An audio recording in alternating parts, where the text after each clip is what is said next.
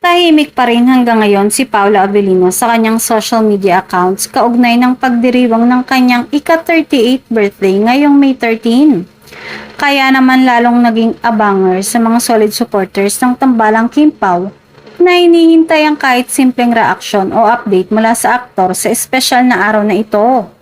Samantala, kaliwat kanan ang pagbati para kay Paulo mula sa kanyang mga fans. Kabilang na ang sweet na mensahe mula kay Kim Chu. Namumutakti rin ng iba't ibang fan pages ng birthday edits, throwback photos at video compilations bilang tribute sa aktor.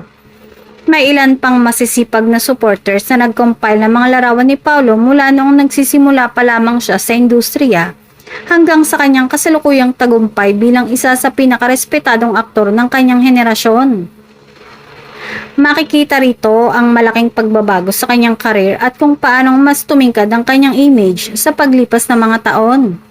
Kapansin-pansin din ang mga accounts na gumagamit ng pangalan nilang dalawa bilang love team. Pati na ang mga profile na tampok ang sweet photos nila ni Kim.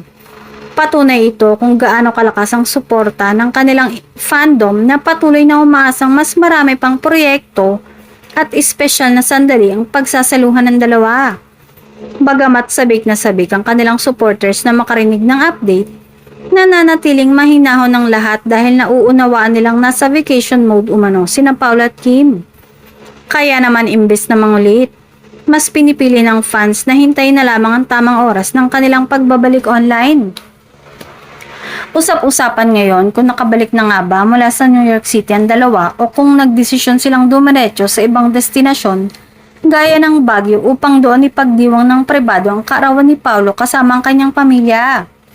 May ilan ding naniniwalang sa pamamagitan ng Clark International Airport sila lumapag upang makaiwas sa matataong paliparan at mapanatiling pribado ang kanilang galaw.